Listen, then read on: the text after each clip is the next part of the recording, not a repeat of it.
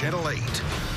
6-hour standoff. We have new details following a violent confrontation in Pinellas County. The shock jock trial is over. After 2.5 weeks, there's a verdict in the defamation lawsuit against Bubba the Love Sponge Clem. Hard work and practice. A middle school ballet group from Tampa earns the trip of a lifetime. It's Thursday, January 31st.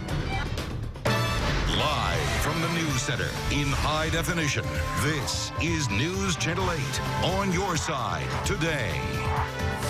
Well, good morning and welcome to News Channel 8 today. I'm Gail Guayardo. I'm Rod Carter. Thanks very much for joining us. News headlines are coming up in just a minute. First, let's go to Storm Team 8 meteorologist Lee Spann. She's in the forecast center. Good morning, Lee. Good morning. We have some big changes coming. A cold front is pushing just to our south now. The last of the rain is pushing through Polk County as we speak. It's very light rain.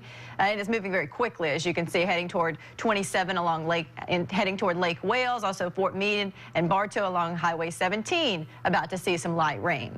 It's still actually pretty mild out there. 58 in Temple Terrace, 57 in Palm Harbor. We're at 60 in Wesley Chapel, 57 in Dade City, and 59 in Bartow. But by midday, the skies will be clearing. We just won't be warming up that much. 62 degrees at lunchtime, mid-60s for highs, and then we cool down. 57 this evening. Look at tonight, down to 43. All right, now let's check on the roadways where some of them could be a little bit wet out there, Leslie. Certainly, you definitely want to use some caution as you're driving this morning, folks. Right now, we do have an accident out in the Lecanto area. This is in Citrus County, folks. Gulf to Lake, also known as Highway 44 at Thayer Avenue, tying up at least one lane. Also, injuries involved in this accident. Let's hop down and take a look at Manatee County. Things look very good on US 301 from 26th to University, just a 10-minute commute. I-75 looks great throughout the Suncoast area. Right here at the Skyway Bridge, just out of view. Let's go ahead and pull out the camera, and you can see traffic is moving at good speeds. I will say that FHP had issued a wind alert just to be a little bit careful there while you're crossing it earlier. So just use caution as you move across the bridges. A little bit slippery, a little bit windy, and just be careful out there. Back to you guys. All right, thanks, Leslie. We begin this half hour with new information about a 6-hour standoff involving Pinellas County Sheriff's deputies. The SWAT team responded to a neighborhood off 28th Street North and 38th Avenue North. Deputies identified the suspect as 24-year-old Martiego Wallace. They say he threatened to kill a woman for snitching on him, and she got away, but then he burst into a nearby home and refused to come out. Now, when he eventually did come out, investigators say Wallace violently fought with sheriff's deputies and SWAT team members, but they were eventually able to slap the cuffs on him. Wallace is facing a number of charges this morning, including aggravated assault with a firearm. Now to the verdict in the defamation trial involving Bubba the Love Sponge Clem and Todd M.J. Schnitt. The jury answered no 48 times on whether Bubba defamed Schnitt or his wife. With the decision behind him, Bubba says he has no plans to turn down his radio rhetoric. This morning, he takes to the airwaves for the first time since his victory. News Channel 8's Adrienne Pedersen is live in Tampa.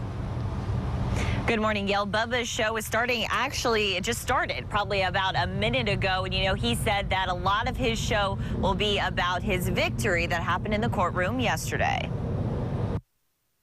As the defendant, Bubba Clem, no. As the defendant, Bubba Radio Network, no. Outside the courthouse, Bubba called his win a victory for the First Amendment. You know, as unpopular as my speech is at times, it's necessary. It's necessary for me.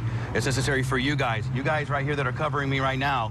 If this would have gone through, it would have been a slippery slope. Jurors unanimously decided none of the statements Bubba made about Todd M.J. Schnitt and his wife, Michelle, amounted to defamation. Alternate juror Alana Wilshire agreed with the verdict. I don't think he needs the money. I don't think he deserved the money. And I don't think Bubba did anything, in my opinion, that warranted giving him any money.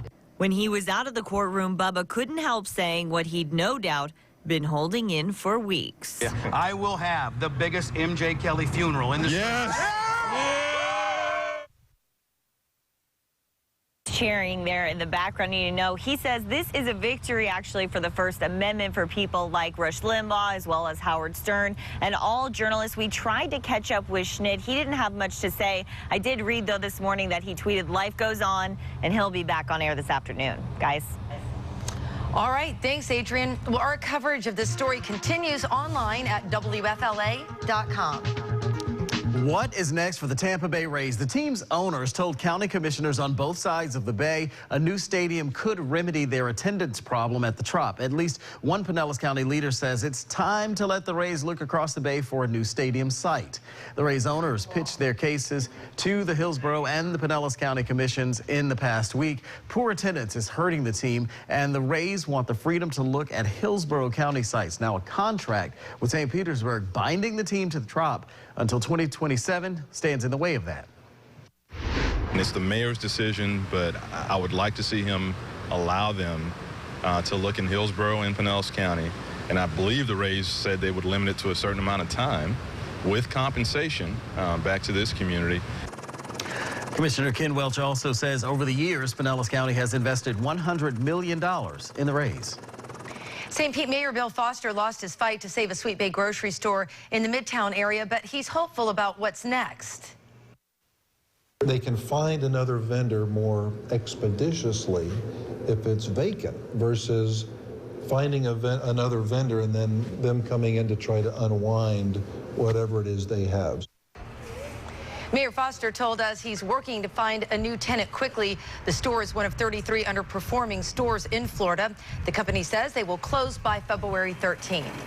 Around America this morning, severe weather, including tornadoes from Georgia to the Carolinas. Take a look at this video of a tornado in Adairsville, Georgia. It touched down yesterday. It is blamed for at least one death in the area. Tornadoes hit 5 different counties in Georgia, and the governor has declared a state of emergency there. The twister left dozens of homes and businesses in shambles. Ripped off roofs, down some power lines, and overturned cars. The dangerous line of storms stretched from northern Florida to the northeast. In Tennessee, a tornado was blamed for another death. Officials say the man died when a falling tree hit him. An accident involving pepper spray caused mayhem inside a medical building in South Florida. It happened yesterday morning in Coral Springs. A woman accidentally discharged pepper spray from her purse. More than a dozen people were overcome with the smell and had trouble breathing. 8 had to go to the hospital.